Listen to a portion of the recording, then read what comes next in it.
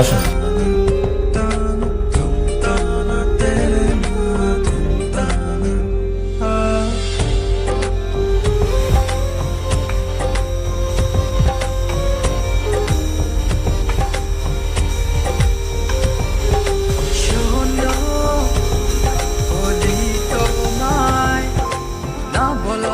কথাগুলো আজ বলে দিতে চাই।